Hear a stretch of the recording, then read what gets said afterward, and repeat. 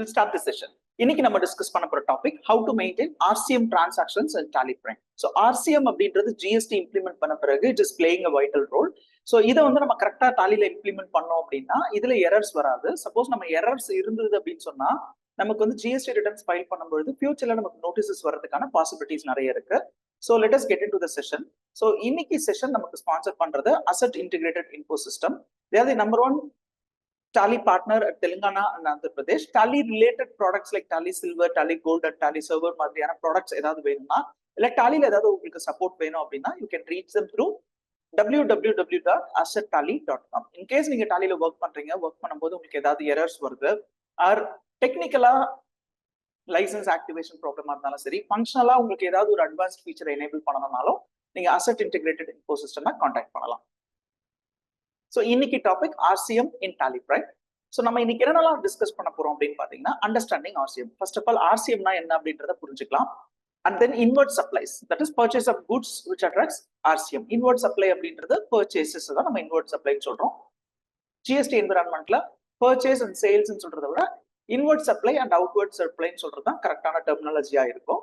And inward supply receipt of services, எந்தெந்த சர்வீசஸ்க்குலாம் உங்களுக்கு RCM இருக்கு அப்படின்றத நம்ம பார்க்க போறோம். அண்ட் ஃபைனலி வந்து RCM வந்து நம்ம எப்படி ஐடிசில கிளைம் பண்றது அப்படின்னு பார்க்க போறோம். RCMனா என்ன அப்படின்றத பார்த்தோம்னா உங்களுக்கு ஐடிசி கிளைம் பண்றதோட இம்பார்ட்டன்ஸும் உங்களுக்கு புரியும், ரைட்? சரி, நம்ம செஷனுக்குள்ள போறதுக்கு முன்னாடி ஃபர்ஸ்ட் ஜிஎஸ்டினா என்ன அப்படின்றதையும் தெரிஞ்சுக்கலாம். ஜிஎஸ்டில இதனோட இம்பாக்ட் எப்படி இருக்குன்றதையும் தெரிஞ்சுக்கலாம். ஃபர்ஸ்ட் வந்து ஜிஎஸ்டி அப்படின்றது இன்டைரக்ட் டாக்ஸ். ஓகே, ஸோ இதனுடைய ஃபுல் நேம் வந்து குட்ஸ் அண்ட் சர்வீசஸ் டாக்ஸ் அப்படின்னு சொல்லலாம். முன்னாடி டாக்ஸ் ரெஜிம்ஸ் வேற மாதிரி இருந்தது. 2017 ஃபர்ஸ்ட் ஜூலைல இருந்து தான் நமக்கு ஜிஎஸ்டி வந்திருக்கு. அதுக்கு முன்னாடி VAT, வேல்யூ ஆடட் டாக்ஸ் அப்படின்ற ஒரு டாக்ஸ் இருந்தது. அதுக்கு முன்னாடி 2007க்கு முன்னாடி பார்த்தோம்னா ரெஸ்பெக்டிவ் ஸ்டேட்ஸ்க்கு தனித்தனியா ஆக்ட்ஸ் இருந்தது. அதாவது இப்போ தமிழ்நாடு அப்படின்னு எடுத்துக்கிட்டீங்கன்னா TNGST, Tamil Nadu goods and services டாக்ஸ்ன்னு சொல்லுவாங்க. இல்ல தமிழ்நாடு ஜென்ரல் சேல்ஸ் டாக்ஸ் அப்படின்னு சொன்னா இது கரெக்டா இருக்கும். அண்ட் ஆந்திர பிரதேஷ் அப்படின்னா நமக்கு Andhra Pradesh general sales tax அப்படின்ற கான்செப்ட்ல தான் டாக்ஸஸ் இருந்தது. தென் VAT வந்தது அண்ட் தென் ஜிஎஸ்டி வந்தது, ரைட்? இப்போ ஜிஎஸ்டி பொறுத்த வரைக்கும் நம்ம முக்கியமா இதுல தெரிஞ்சுக்க வேண்டியது என்னன்னா சப்ளையர் வந்து டாக்ஸை வந்து லெவி பண்ணி கலெக்ட் பண்ணி ரெமிட் பண்ணணும். ரொம்ப சிம்பிள் கான்செப்ட். இது டைரக்ட் டாக்ஸ்ல இருந்து எப்படி வேரி ஆகுதுன்றதை ஈஸியா புரிஞ்சுக்கலாம்.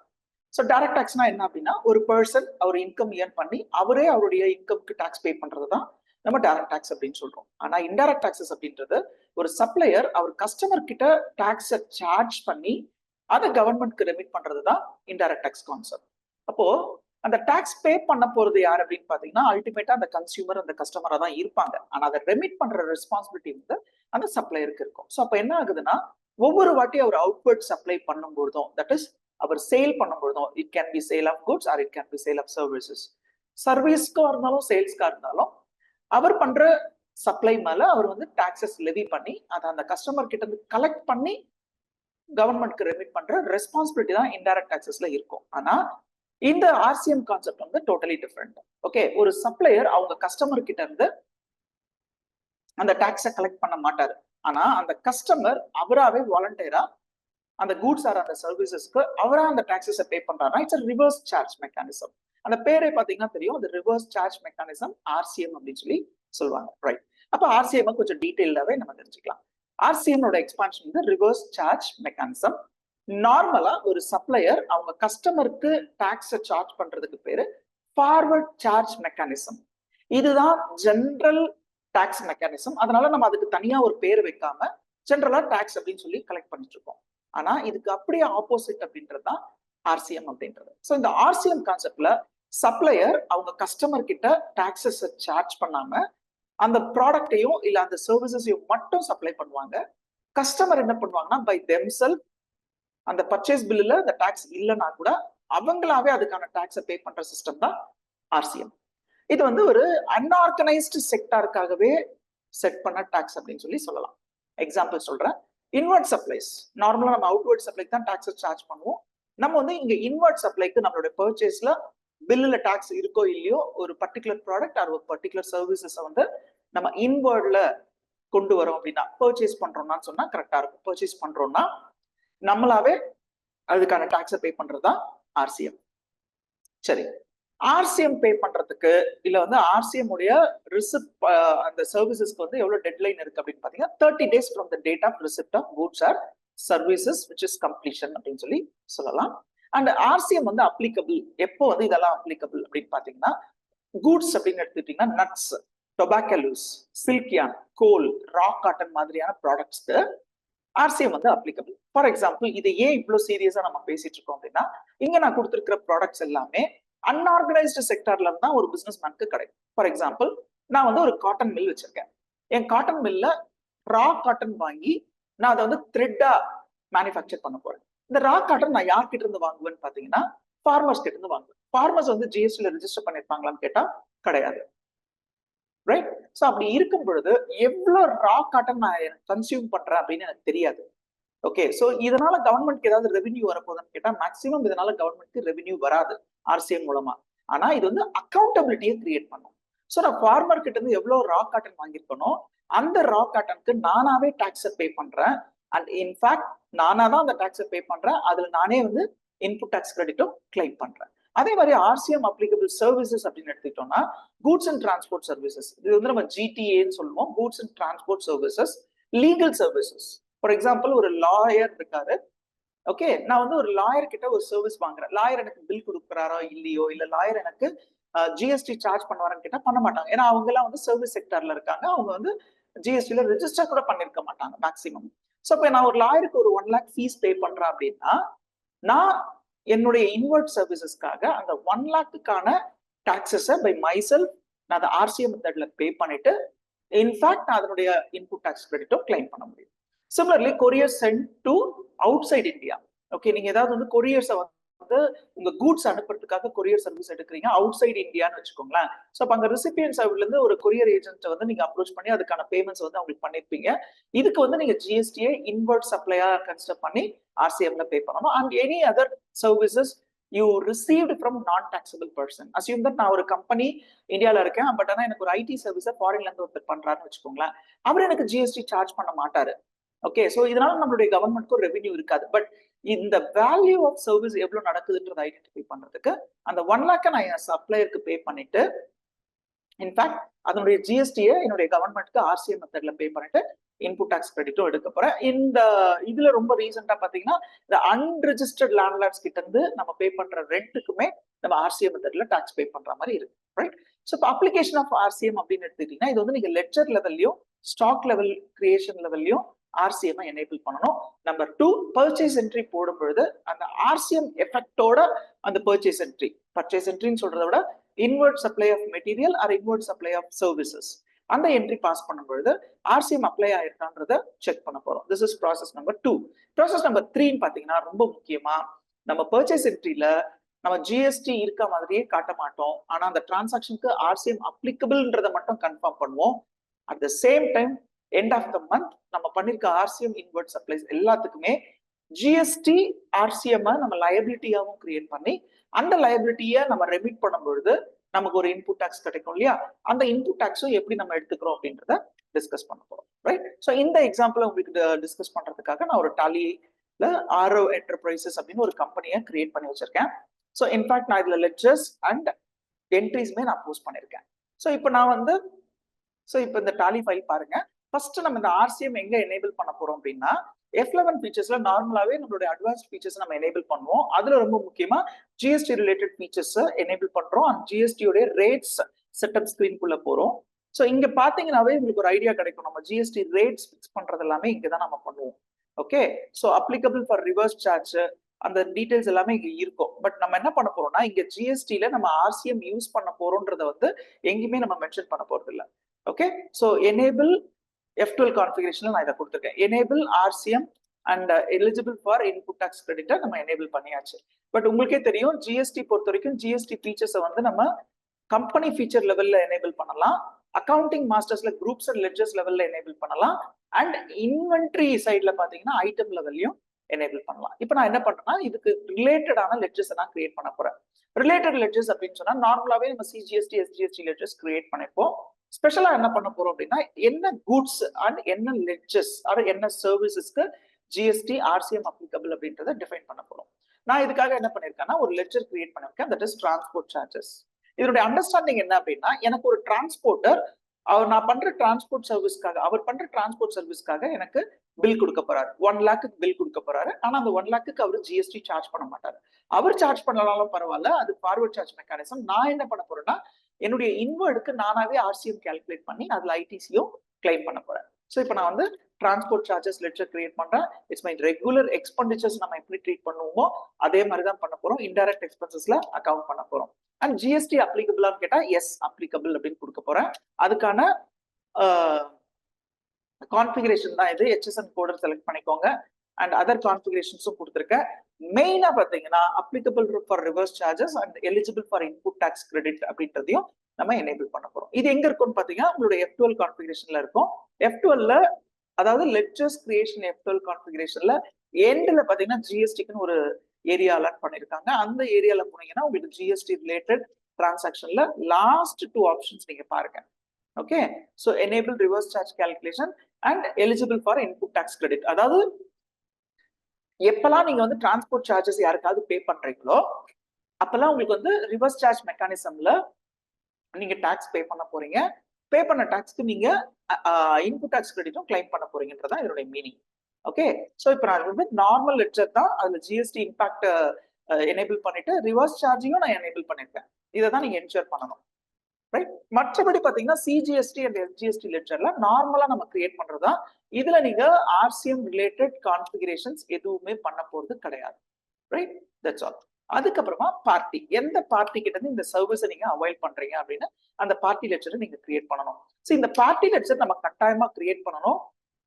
அதே மாதிரி அந்த பார்ட்டிக்கு ஜிஎஸ்டி நம்பர் இருக்கா இல்லையா அப்படின்றதையும் நீங்க கரெக்டா எனேபிள் பண்ணணும். ஓகே, ஸோ இப்போ நான் அந்த பார்ட்டி லெட்ஜர் கிரியேட் பண்ணிட்டேன். இப்போதைக்கு நான் ஜிஎஸ்டி நம்பர் எதுவும் ஃபில் பண்ணல, பட் ஜிஎஸ்டி நம்பரும் நீங்க ஃபில் பண்ணிக்கலாம். ஸோ இந்த மாதிரி வந்து நம்ம லெட்ஜர்ஸ் கிரியேட் பண்ணி முடிச்ச பிறகு அசியூம் தட் எனக்கு 1st of April என்னுடைய பார்ட்டி வந்து எனக்கு ஒரு இன்வாய்ஸ் கொடுக்குறாருன்ற மாதிரி நம்ம ஒரு அசம்ஷன் பண்ணிக்கலாம். நான் வந்து இதுக்காக என்ன பண்ண போறேன்னா என்னுடைய F9 பர்ச்சேஸ் வவுச்சரை கிரியேட் பண்ணிக்க போறேன். ஸோ பர்ச்சேஸ்ல நீங்க என்ன பண்ணலாம்னா வவுச்சர் டைப்பே சர்வீசஸ்க்குன்னு சொல்லி தனியாகவும் கிரியேட் பண்றதுனா பண்ணிக்கலாம். ஓகே, நான் என்ன பண்ணுவேன்னா நார்மலா இந்த மாதிரி செப்பரேட் நேச்சர் ஆஃப் டிரான்சாக்ஷனுக்கு புதுசா ஒரு வவுச்சர் டைப் கிரியேட் பண்ணிக்கிறது தான் அட்வைசபிள்னு சொல்லுவேன். ஆர்சிஎம் சர்வீஸ் பர்ச்சேஸ் அப்படின்னு ஒரு ஆர் இன்வர்ட் அப்படின்னு கூட நீங்க கிரியேட் பண்ணிக்கலாம். நார்மல் பர்ச்சேஸ் வவுச்சர் டைப்லயே நான் இதை கிரியேட் பண்ண போறேன். ஸோ இதுல வேற எதுவும் நம்ம ஸ்பெஷலா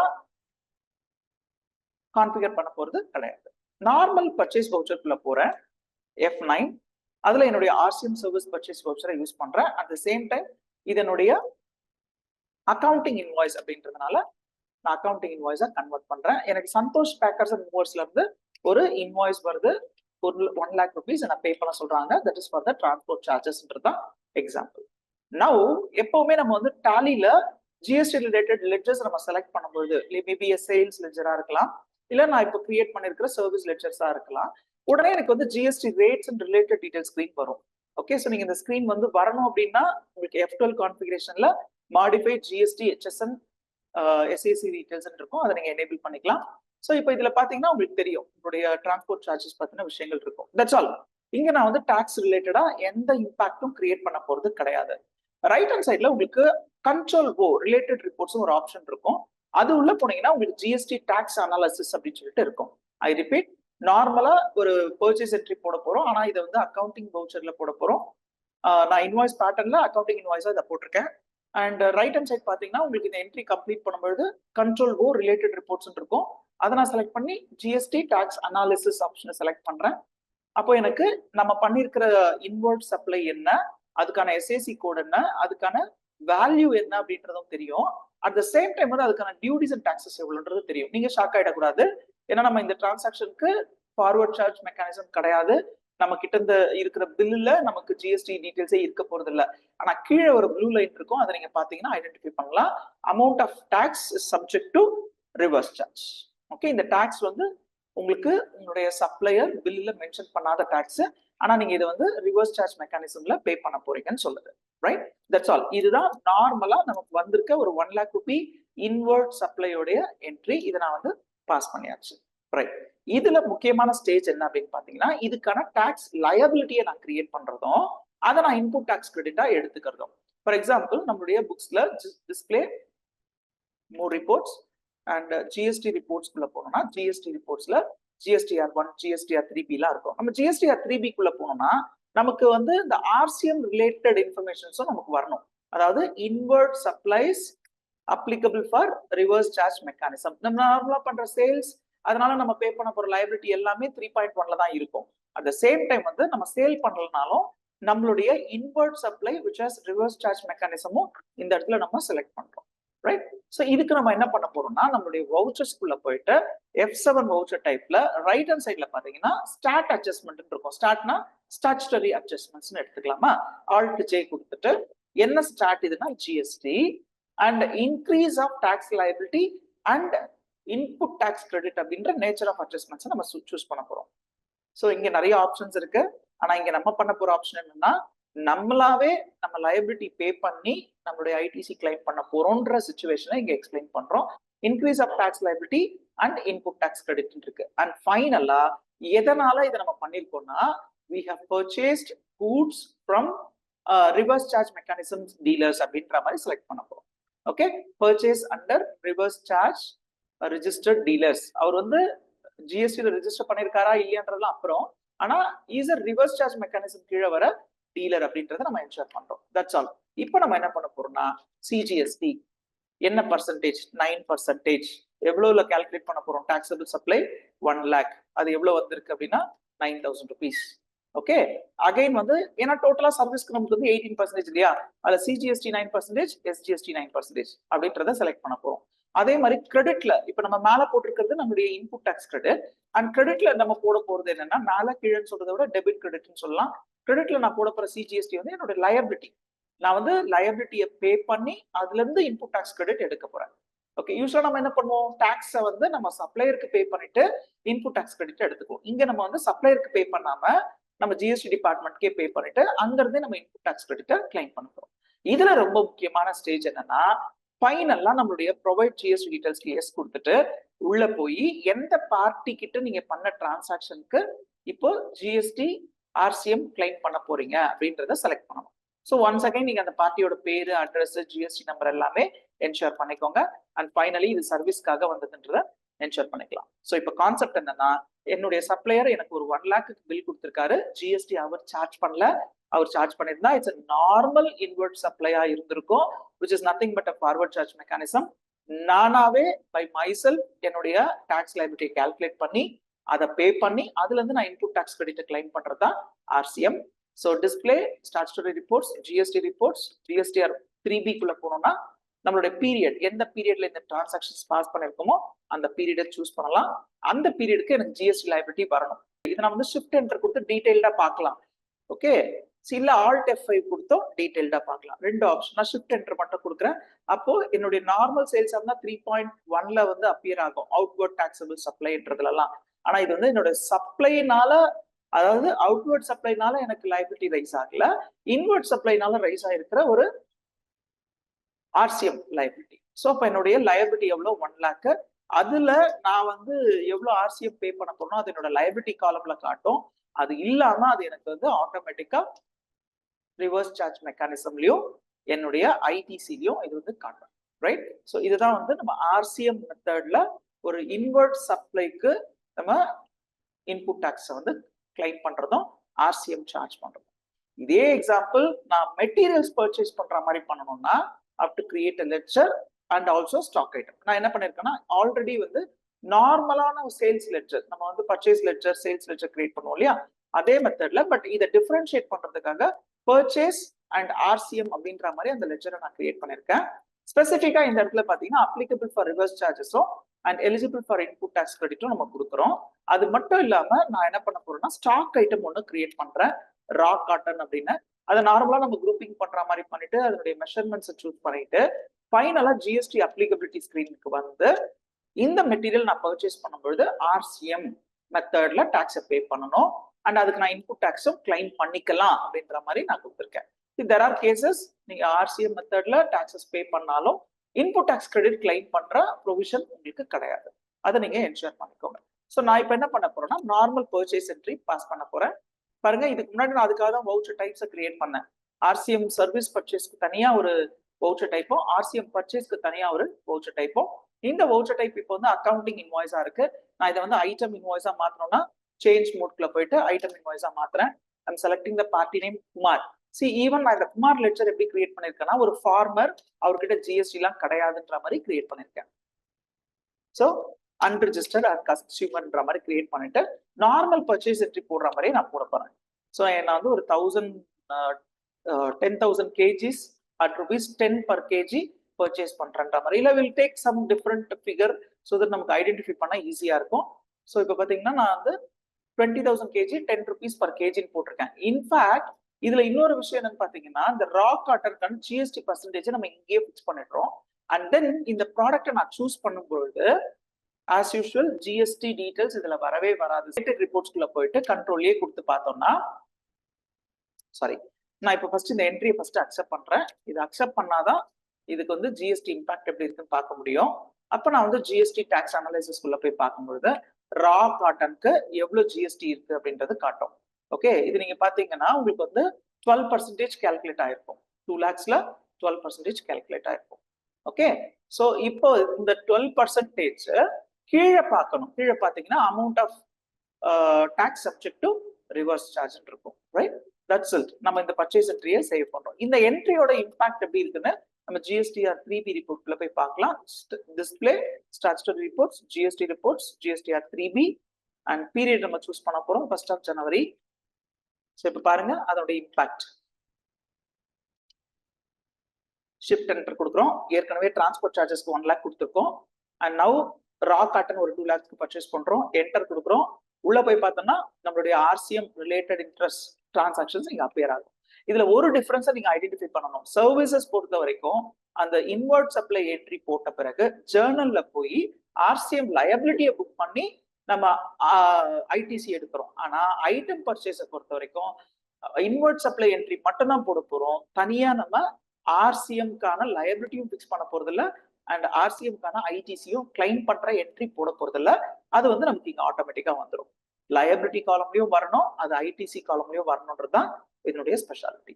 right, so this is how we maintain RCM related transactions in Tally Prime. இதனுடைய இம்பாக்ட் என்ன, உங்களுக்கு எவ்வளவு பெனிஃபிட்டலா இருக்கும் அப்படின்னு பாத்தீங்கன்னா, உங்களுக்கு எந்தெந்த லெட்ஜருக்கு, எந்தெந்த சர்வீசஸ்க்கு, எந்தெந்த ப்ராடக்ட்ஸ்க்கு ஆர்சிஎம் இருக்குன்றத நீங்க வந்து நோட்டிஃபை பண்ணிட்டீங்கன்னா உங்களுக்கு ஆட்டோமேட்டிக்கா அதுக்கு ஆர்சிஎம் பண்ணணும்ன்ற இன்ஸ்ட்ரக்ஷன் கிடைச்சிடும். ஸோ தட் நீங்க எதையுமே மிஸ் அவுட் பண்ண மாட்டீங்க. ரைட், நிறைய பேர் வந்து ஜிஎஸ்டி ஃபைலிங்ல அவங்களுடைய அவுட்வர்ட் சப்ளைஸ்க்கு பெனால்டி வருதோ இல்லையோ ஆர்சிஎம் ரிலேட்டட் டிரான்சாக்ஷனுக்கு இன்ஃபேக்ட் இதை எப்படி ஃபியூச்சர்ல ஐடென்டிஃபை பண்ணுவாங்க அப்படின்னா, நீங்க உங்களுடைய பேலன்ஸ் ஷீட்டை ஐடி டிபார்ட்மெண்ட்க்கோ இல்ல வந்து ஜிஎஸ்டி டிபார்ட்மெண்ட்க்கோ சப்மிட் பண்ணும்பொழுது அதுல பிஎன்எல்ல ஒரு டிரான்ஸ்போர்ட் சார்ஜஸோ இல்ல அதுல ஒரு லீகல் சார்ஜஸோ இருந்ததுன்னா அதுக்கான ஆர்சிஎம் நீங்க பே பண்ணிருக்கீங்களான்றத செக் பண்ணுவாங்க. அப்படி இல்லைன்னா உங்களுக்கு அதனுடைய இம்பாக்ட் வந்து ரொம்ப சீரியஸா இருக்கும். Right, so this is how we maintain RCM related transactions in Tally Prime. So ரொம்ப சிம்பிள். இதுல 3 ஸ்டெப்ஸ் நீங்க ஃபாலோ பண்ண போறீங்க. ஆர்சிஎம் ரிலேட்டட் டிரான்சாக்ஷன்ஸை டாலில இம்ப்ளிமெண்ட் பண்ணணும்னா 3 ஸ்டெப்ஸ் இருக்கு. ஒன்னு எனேபிளிங் ஆர்சிஎம் லெட்ஜர், அதாவது ஒரு லெட்ஜர்ல ஆர்சிஎம் ஃபீச்சரை எனேபிள் பண்றதும் அண்ட் ஸ்டாக் லெவல்ல இந்த ஆர்சிஎம் ஃபீச்சர்ஸை எனேபிள் பண்றதும் பாயிண்ட் நம்பர் 1. நம்பர் 2 வந்து இன்வர்ட் சப்ளைக்கான entry, either purchase of material or inward supply of services. Materials நான் மீன் பண்றது raw cotton, nuts, tobacco leaves மாதிரியான ப்ராடக்ட்ஸா இருந்ததுன்னா, ஆர் சர்வீசஸ் நான் மீன் பண்றது goods transport agency or some கேசஸ்ல உங்களுடைய லேண்ட்லார்ட் வந்து ஒரு அன்ரிஜிஸ்டர்ட் டீலரா இருந்தாங்கன்னா உங்களுக்கு ஆர்சிஎம் கேட்டகரியில அந்த டிரான்சாக்ஷனுக்கு நீங்க லயபிலிட்டி கிரியேட் பண்ணி எலிஜிபிளா இருந்ததுன்னா உங்களுக்கு வந்து இன்புட் டாக்ஸ் எடுத்துக்க முடியும்னா நீங்க இன்புட் டாக்ஸும் எடுத்துக்கலாம். நம்பர் 3 என்னன்னா, service related inward supply entries போடும்போது மட்டும் அந்த ஆர்சிஎம் வந்து நம்ம லயபிலிட்டி லெட்ஜராகவும் கிரியேட் பண்ணணும் அண்ட் ஆல்சோ ஐடிசியாவும் அந்த அமௌண்ட்டை வந்து நம்ம அப்டேட் பண்ணணும். These are all the 3 steps you are going to follow when you are accounting RCM related transactions in Tally Prime. Right? So இந்த செஷன் உங்களுக்கு பிடிச்சிருந்ததுன்னா இதனுடைய ஃபீட்பேக்கை எங்களுடைய சர்வீஸ் டெஸ்க்கு நீங்க கொடுங்க. And mobile numbers and email ID நான் உங்களுக்கு ஷேர் பண்றேன். அவங்களை காண்டாக்ட் பண்ணுங்க. ஃபியூச்சர்ல நீங்க வேணுன்ற டாபிக் அண்ட் வேணுன்ற சந்தேகங்களை கிளாரிஃபை பண்றதுக்கு அவங்க உங்களுக்கு ஹெல்ப்ஃபுல்லா இருப்பாங்க. And I have a good information. டாலில உங்களுடைய இன்வாய்ஸ் ஆர் உங்களுடைய ரிப்போர்ட்ஸ் ஏதாவது கஸ்டமைஸ் பண்ணணும்னா நீங்க எங்களை காண்டாக்ட் பண்ணலாம். இது ஒரு டாலில ப்ரிப்பேர் பண்ண ஒரு இன்வாய்ஸ் தான். நீங்க நார்மலா டாலில பாக்குற இன்வாய்ஸஸ் அப்கோர்ஸ் ரொம்ப ப்ரொஃபஷனலா இருக்கும். ஆனா உங்களுக்கு ஏதாவது ஒரு ஃபீல்டை மாடிஃபை பண்ணணும்னாலும் இந்த இன்வாய்ஸ் பாத்தீங்கன்னா உங்களுக்கு தெரியும்.